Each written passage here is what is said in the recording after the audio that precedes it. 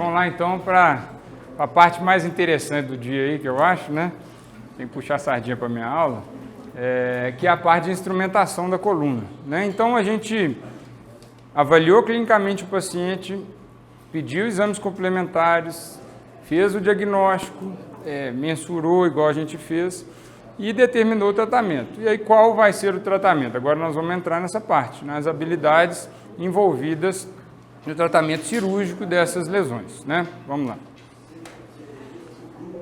Então, bem-vindos, né? Para a gente é sempre um prazer estar aqui, né? E agradecer novamente tanto todos os organizadores, patrocinadores, em especial aí a MGS, tá? Vamos lá. Então, primeiro, eu achei interessante colocar um breve histórico aqui sobre como que foi o desenvolvimento da cirurgia de coluna nesse aspecto cirúrgico, né? Tem afecções de coluna que já são descritas desde o início da atividade médica. A primeira evidência de uma cirurgia de coluna já vem desde múmias egípcias de 3000 a.C. E Hipócrates descreveu alguns problemas de coluna, incluindo a ciática, 2 milênios depois disso, né? Galeno provou que a obstrução da medula causava perda de função motora e desde o século VII já existiam as primeiras cirurgias de coluna que eram as laminectomias, ou seja, eram feitas descompressões, né? No século XVIII foram os primeiros avanços na cirurgia de coluna e o que mudou radicalmente isso, qualquer cirurgia, né? Foi a radiologia, a anestesia e aí foi possível de fazer cirurgias cada vez mais complexas e com métodos assépticos, né? Aqui a gente tem algumas imagens dos primeiros coletes que eram utilizados, passa a próxima imagem. Então, primeiros métodos desenvolvidos para correção de escoliose eram muito arcaicos, né? E não existia tratamento cirúrgico na época e eram feitos com tração e faixas de maneira muito complexa, né? Pode passar. Harrison, né, encontrou o que ele inicialmente descreveu como um ligamento rompido do subflavum, que na verdade a gente veio a saber que era já uma hérnia de disco, comprimindo a quarta raiz nervosa e foi o primeiro a documentar que ao ressecar aquela estrutura, a dor do paciente desapareceu, né? E em 1916 começou-se a postular que a dor ciática era um acometimento das raízes do nervo ciático no trajeto intraespinhal dele.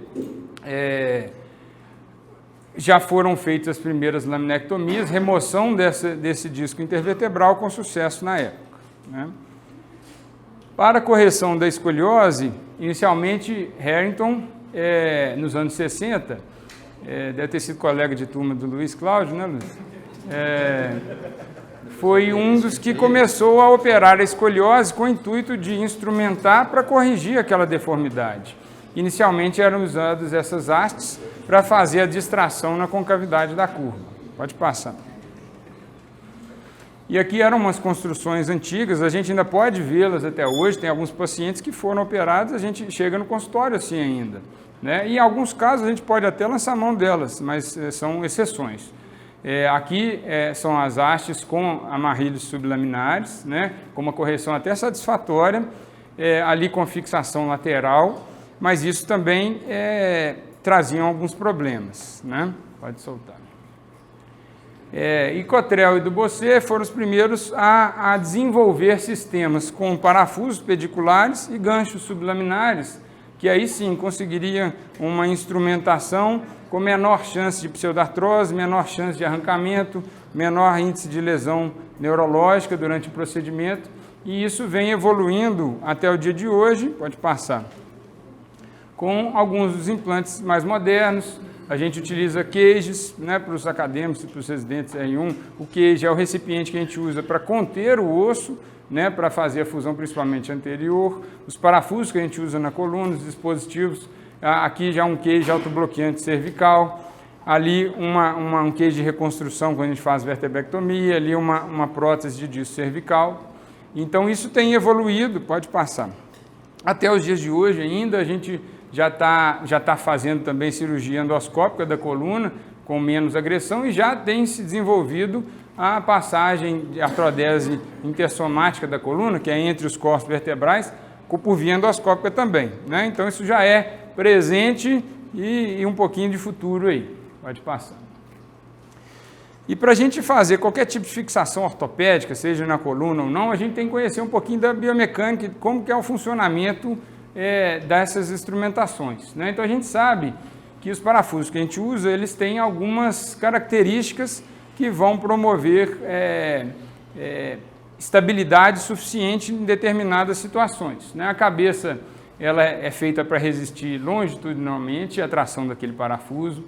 A alma do parafuso, que a gente tem um exemplo que a alma é aqui, né? Ela resiste o encurvamento e a torção do parafuso, e a gente sabe que às vezes 1 milímetro faz uma diferença de quase o dobro de resistência desse parafuso. Isso na instrumentação da coluna é importante, a gente sempre tenta passar o parafuso com a maior alma que a gente consegue, e a gente consegue uma resistência muito maior do sistema, tá? A gente também leva em consideração a rosca e o passo de rosca. Afinal de contas, a gente quer que aquele parafuso não seja arrancado, e a coluna ela é feita para ser flexível. Se a gente quer deixar ela rígida com a instrumentação, aquele parafuso ele vai sofrer uma força de arrancamento grande. E a gente precisa de bastante osso contido dentro dessa rosca. Por isso, quanto maior a rosca e o passo de rosca, mais osso contido naquela região e maior a resistência contra o arrancamento daquele parafuso, né? Outra questão que é importante é a triangulação. Se a gente tem parafusos paralelos, eles têm uma força de arrancamento muito menor que parafusos divergentes ou convergentes, tá? Pode passar. Inicialmente os parafusos pediculares, eles não eram cônicos. Hoje em dia a gente tem parafusos cônicos. Por quê? Os estudos mostraram que a maior localidade onde havia fratura do parafuso é a transição entre a cabeça e o trajeto do parafuso. Então, eles fizeram parafusos cônicos de maneira que a junção tinha uma alma maior naquela região, né? Existem sistemas dinâmicos exatamente para minimizar o estresse na interface com o osso, porque o osso é uma estrutura viva e ela também começa a ceder dependendo de determinadas situações, principalmente na osteoporose, e o implante ele é submetido a diversos ciclos de carga e eventualmente pode falhar. Então, quanto melhor você tira o estresse daquele sistema, maior a chance de você não ter soltura e não ter fratura daqueles implantes, né? A questão dos conectores transversais, eles resistem à rotação. Principalmente instrumentações longas a gente tem usado, instrumentações mais curtas não, porque alguns estudos mostram que podem aumentar a chance de pseudartrose ali, tá? Pode passar. E associado à instrumentação posterior, na maioria das vezes a gente precisa de também implantes anteriores, ou seja, precisa de dar suporte à coluna. E aí sim, existem os cages para reconstrução, e as próteses, no caso da prótese de cervical. A prótese de lombar ela existe, mas os estudos mais modernos mostram que ela não é efetiva, ou seja, ela não consegue preservar o movimento como deveria. Então, hoje em dia, a gente não usa, tá?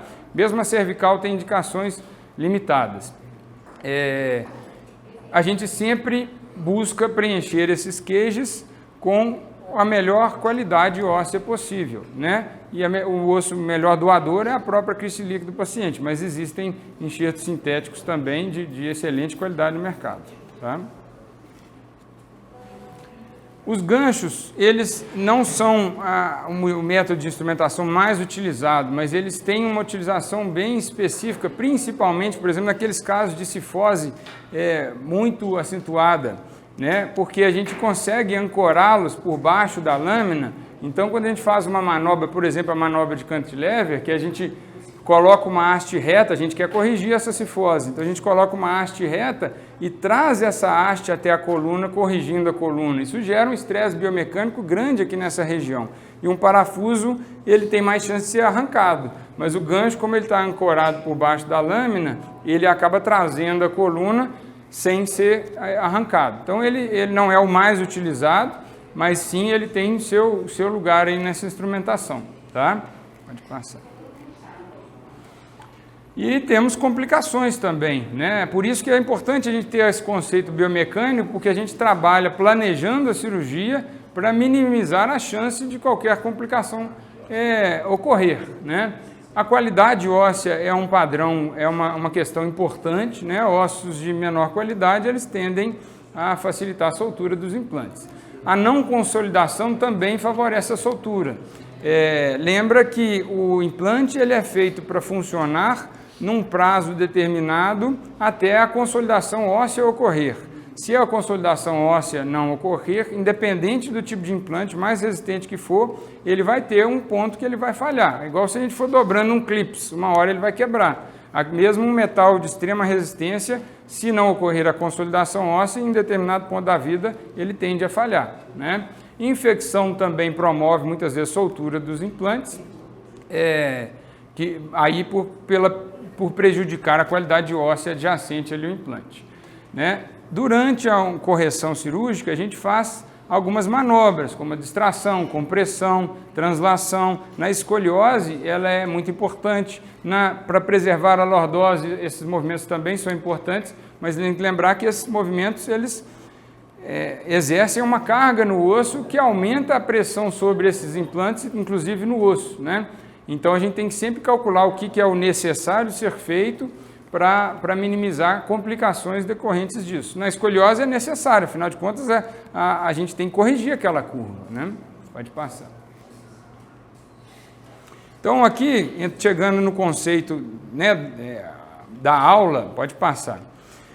A primeira coisa e mais importante da ortopedia, não tem a menor dúvida em qualquer especialidade, a gente tem que conhecer profundamente a anatomia. Não existe ortopedia sem conhecer profundamente a anatomia. Você só vai entender por que aquele parafuso é passado daquela maneira se você sabe por que ele está tentando desviar de alguma estrutura, ele está tentando ancorar num osso de melhor qualidade, tudo tem seu porquê. Então a gente tem que estudar muito, não é o motivo da aula, mas tem que ter essa anatomia em mente para qualquer especialidade da ortopedia. Tá? Pode passar. Vamos lá então para a abordagem cervical anterior. Né? O paciente, por exemplo, tem hérnia de disco cervical, com dor persistente, sem melhora com tratamento conservador, ou com compressão neurológica e déficit neurológico, a gente indica muitas vezes a descompressão cervical por via anterior, né? É a mais utilizada. Baixa porcentagem de complicações, não é isento de complicações. A gente tem um alto índice de sucesso do controle de sintomas, e as técnicas envolvem o acesso anterior, a dissectomia com fusão intersomática, remoção de osteófitos e discos herniados para o interior do canal e descompressão medular e radicular. Como é que a gente faz isso? Pode passar. Então, esse é o desenho esquemático do acesso clássico de Smith-Robson, né? Pode parecer mais complexo, mas aqui pela via anterior cervical, a gente, incisando a pele e com uma dissecção, a gente praticamente já está na coluna. Claro que existem diversas estruturas neurológicas, vasculares e vísceras, né, como o esôfago, que estão no nosso trajeto. E sim, elas estão em risco durante esse acesso, a gente tem que conhecer bem esse acesso, mas uma vez chegando à região anterior da coluna, a gente tem, claro que aqui está muito ampliado, mas a gente tem o disco na nossa frente, que é o que a gente vai ter ali. A gente já vai ter o acesso pronto na nossa prática, né? Quem dera fosse só sempre assim, né? Muito fácil. E aí a gente pode fazer vertebrectomias com reconstrução, paciente que tem tumor acometendo uma ou duas vértebras adjacentes, paciente que tem uma compressão medular grave, com mielopatia. A via anterior é uma possibilidade? Sim, principalmente o paciente que tem cifose cervical. Lembra que eu quero fazer a descompressão da medula. O paciente tem cifose cervical, se eu faço uma descompressão posterior, a medula está comprimida anteriormente. Não adianta nada eu descomprimir posteriormente. Então, às vezes, a gente tem que fazer a abordagem com vertebrectomia anterior, né? Então, tudo tem suas indicações, tá? E a via cervical anterior é uma via que ela pode ser estendida desde aqui, né, da transição cérvico-torácica até vértebras mais altas, tá? Pode seguir. Aqui, mais uma vez, né, uma vez incisado, a gente consegue ter essa imagem que é o nosso objetivo. A gente tem vértebras adjacentes, tem o nosso disco intervertebral, então, apesar da hérnia estar posteriormente comprimindo a medula que está atrás da vértebra, aqui a gente faz uma abordagem anterior, resseca totalmente o disco, e aí chegando na hérnia posteriormente. resseca a hérnia, descomprime o canal, visualizando muitas vezes a medula e às vezes até raízes. Ficou o espaço do disco, aí a gente vai preencher esse espaço do disco com o queijo, com o dispositivo que vai suportar aquela carga, sempre preenchido de osso. Antigamente fazia só com enxerto tricortical. Hoje em dia a gente tem sistemas mais modernos, vocês vão ter oportunidade de ter contato ali na nossa prática também, tá? Pode passar. E como que a gente faz isso? Com enxerto, com queijos, né? O que a gente tem usado mais é o queijo autobloqueante hoje em dia, principalmente para casos mais simples, de hérnia de disco. Casos mais instáveis, a gente coloca o queijo que não é autobloqueante e fixa com placas. Fraturas, muitas vezes a gente também utiliza placas, porque são lesões mais instáveis, precisam de um suporte um pouco mais rígido, tá?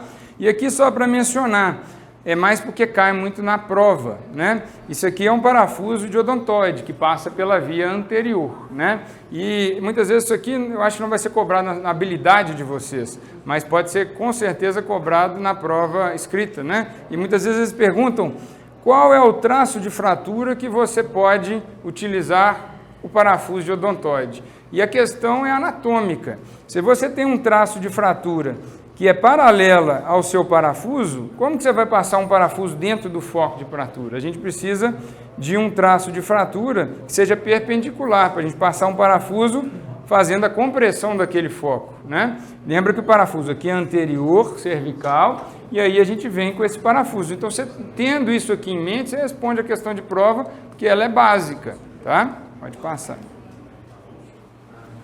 Aqui é um exemplo de artroplastia cervical, né? A gente tem prótese de cervical. Qual é o objetivo disso? Aqui não é fazer fusão, é manter a mobilidade da coluna cervical. Só que para a gente manter a mobilidade da coluna cervical, a gente tem que ter facetas competentes, não é uma paciente que tem uma degeneração mais grave da coluna, né? E então é um paciente que às vezes tem um disco degenerado, mas que a mobilidade pode ser preservada. Não é o mais frequente, porque a maioria desses pacientes já tem, às vezes, um segmento degenerado como um todo. E os pacientes respondem muito bem quando se faz uma fusão de um segmento. A gente sabe que 50% da flexo-extensão da coluna e 50% da rotação ocorre entre o crânio, a primeira e a segunda vértebra. Então, se eu faço a artrodese de um segmento da coluna cervical subaxial, muitas vezes o paciente não tem grande perda de arco de movimento, tá? Pode passar. Então, complicações da abordagem da cervical anterior. Lesão das vísceras, lesão vascular, a gente tem que lembrar ali que tem artérias e nervos, né, passando ali no nosso trajeto. A lesão neurológica, lembra que a gente vai abordar anteriormente o disco, mas a gente vai chegar na região posterior do disco, e ali está a medula, então existem síndromes medulares anteriores, se existe a contusão da medula anteriormente, né? Síndrome de braço equar, quadriplegia pode acontecer. Tá? Algumas das lesões são causadas pelo afastamento, outras, como a síndrome de Horner, é causada pela eletrocoagulação do ligamento longitudinal anterior, principalmente se a gente disseca muito lateralmente, né? A gente sabe que ali tem um plexo simpático, se a gente danificá-lo, a gente pode causar a síndrome de Horner, tá? Pode passar. Agora vamos para abordagem cervical por via posterior, tá? Vocês também vão ter oportunidade de treinar ali agora, e ela visa a estabilização da coluna cervical, que pode ser coluna cervical alta, coluna cervical baixa. Muitas vezes indicada para descompressão medular, tumores, fraturas, principalmente quando você precisa de uma descompressão mais ampla. Lembra que é o que eu falei, se a gente tem cifose, muitas vezes ela não é a melhor opção, mas na maioria das vezes a gente tem uma lordose satisfatória, quando a gente precisa de uma abordagem para descompressão medular e mielopatia, a via posterior ela é muito interessante, tá? Muitas vezes a gente precisa de combinar as vias, ou seja, precisa descomprimir anterior e precisa estabilizar posterior, tem que virar o paciente e fazer a dupla via, tá? E por questões anatômicas, se tudo é base anatômica, a gente prefere o parafuso de massa lateral, que eu vou descrever aqui a técnica, de C3 a C6, e a gente prefere parafusos pediculares em C2 e C7. Por quê? Nós vamos ver aqui mais para frente, tá? Temos como complicações a infecção. A região cervical posterior é uma região que tem mais propensão à infecção, acumula mais suor, a pele aqui não cicatriza tão bem, tá? Lesões neurológicas podem acontecer e também nós temos o risco de lesão da artéria, que é a via anterior, a vista anterior, mas a artéria vertebral ela passa aqui, né? Ela vai passar dentro dos forames vertebrais, tá? Pode passar e a gente vai ver isso melhor. Aqui é só um desenho esquemático como que fica essa fusão pela via posterior. Pode ir lá. Então, existem diversas técnicas mencionadas na literatura sobre como deve ser feita essa passagem desse parafuso, e todas elas, mais uma vez, com base anatômica. A técnica mais clássica, que eu acho que aqui os residentes aqui a gente deve treinar ali, porque na prova eles não vão te obrigar a fazer uma técnica, eles vão te pedir, passe um parafuso de massa lateral. Você vai fazer, eu vou fazer a técnica de Megel, é a técnica mais clássica. E como que é determinada essa técnica? A gente divide a massa lateral, que é, até para os acadêmicos, compreendida entre a faceta superior, a faceta inferior, a borda medial e a borda lateral. Isso forma um quadrado que a gente divide em 4 quadrantes, tá? Pode passar. E dentre esses 4 quadrantes, a técnica de Megel preconiza que a gente utilize do centro desses 4 quadrantes 1 milímetro medial e 1 milímetro superior, a gente faz a marcação com broca, vocês vão ter acesso ali, tá? E a gente inclina 25 graus lateralmente e 25 graus superiormente, porque o nosso objetivo não é chegar aqui anterior na vértebra, o nosso objetivo é a massa lateral. E aqui vocês podem entender por que anatomicamente a gente está fazendo isso. Aqui está o forame da artéria vertebral, se eu chegar com o parafuso aqui, eu tenho lesão da artéria vertebral, né?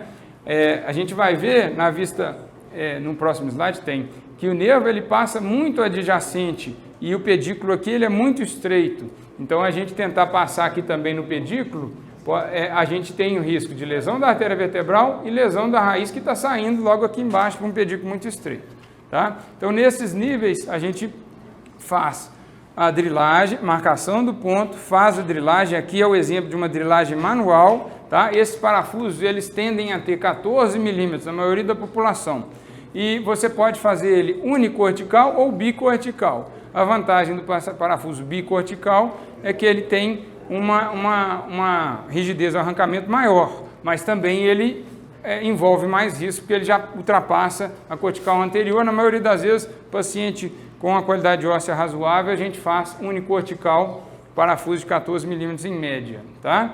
Aqui a gente vê exatamente, olha como é que a gente para, e por isso que tem que ter uma técnica bem apurada, muito próximo ao forame da artéria vertebral. E não é uma possibilidade a gente violar esse forame, né?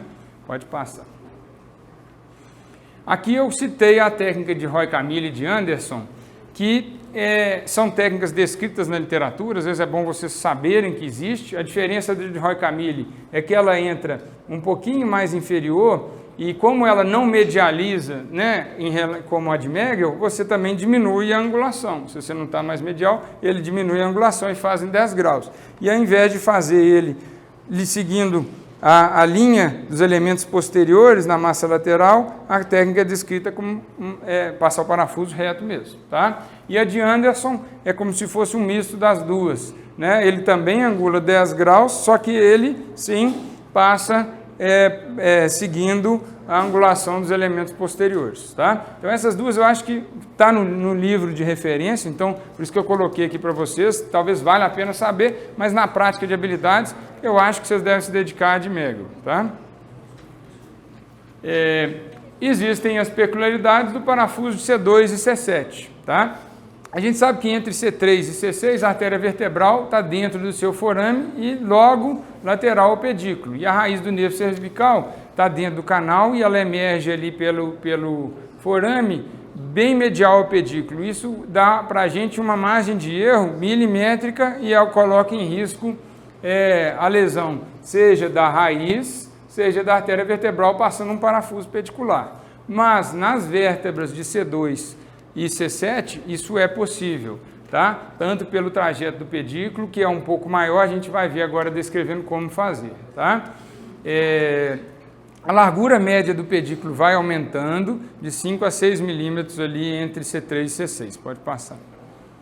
Então é possível passar em todos os níveis? É possível, Só é uma técnica muito mais arriscada, talvez não é justificável você preferir aquela técnica. E a gente vai ver que a passagem do parafuso pedicular ela é tão mais difícil que ela é um pouco mais artesanal. E ela envolve muitas vezes, e é mais seguro fazer, a laminectomia, ou seja, você faz a laminectomia de maneira que você aqui consegue ver a medula, consegue ver a raiz e consegue palpar o pedículo. Então você tem uma visão direta de onde você vai passar o parafuso, tá? A referência é que logo abaixo da faceta superior, entre as margens medial e lateral, ou seja, no centro daqueles quadrantes, mas logo abaixo da margem da faceta, você vai passar esse parafuso, tá? Mas mesmo na AO, eles recomendam que você faça a laminectomia e palpe o pedículo. Pode passar. O ângulo de convergência, nesse caso, ele gira em torno de 40 a 50 graus, isso vai depender do nível que você está. Ela vai em C3 até C6, ela vai mais angulado quanto mais cefálico você estiver, tá? E pode ser ajustada.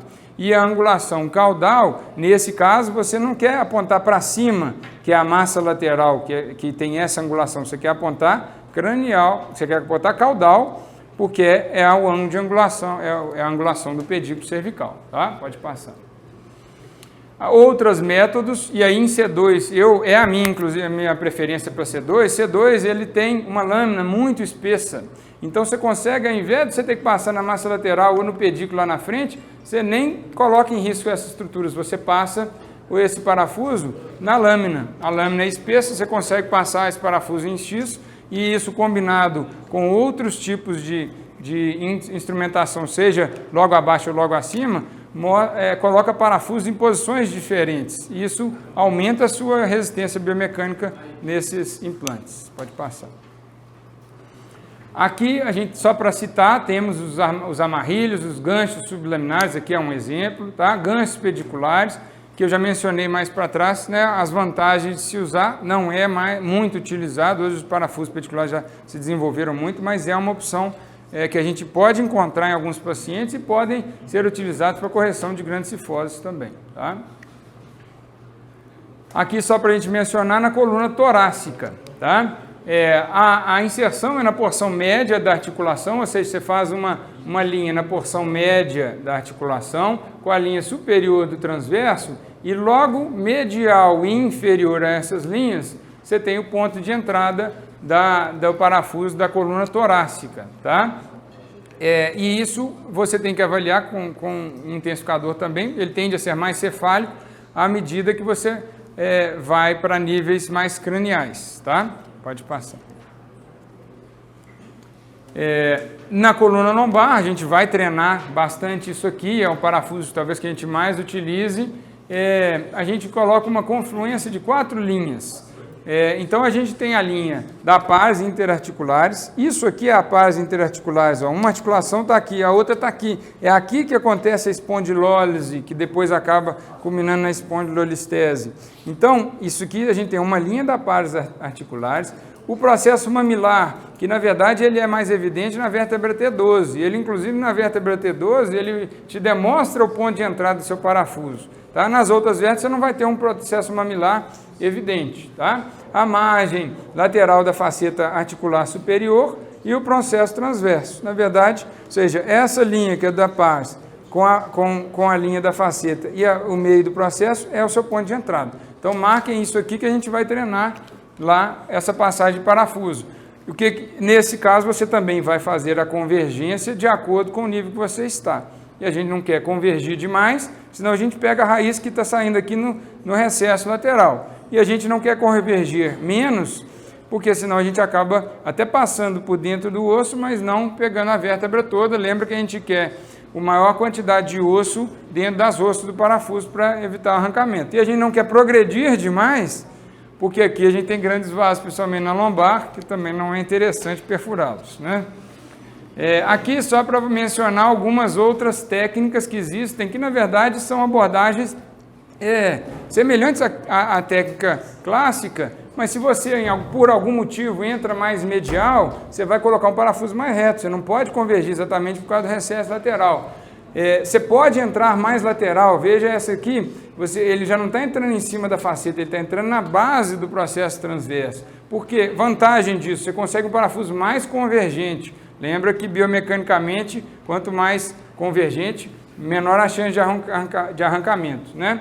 E o somatório de convergência em 2 planos, ou seja, você, na verdade, converge e joga o parafuso paracefálico.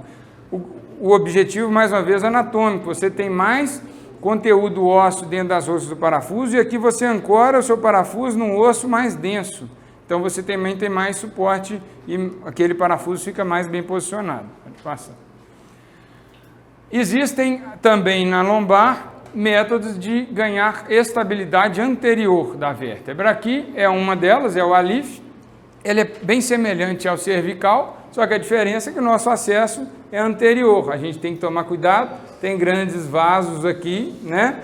E a artéria sacral média, que é, inclusive, ela passa aqui no nosso trajeto, é uma das causas, inclusive, de complicações graves. Ela não é uma artéria de grosso calibre, mas ela faz um sangramento ali de difícil controle. Pode passar.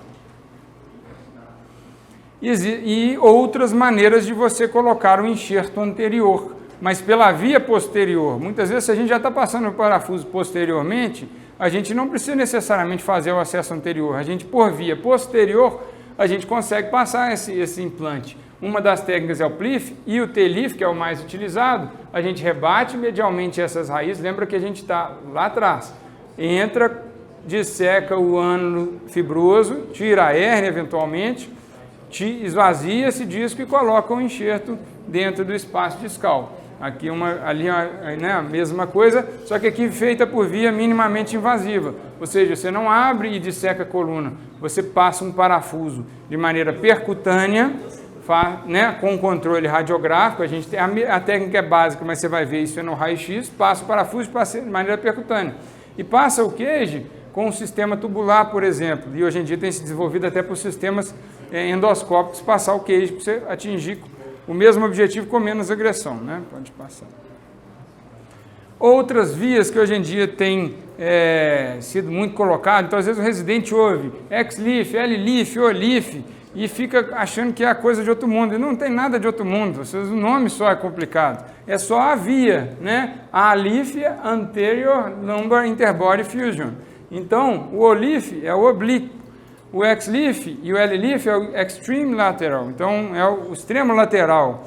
O T-LIF é o transforaminal e o PLIF é o posterior.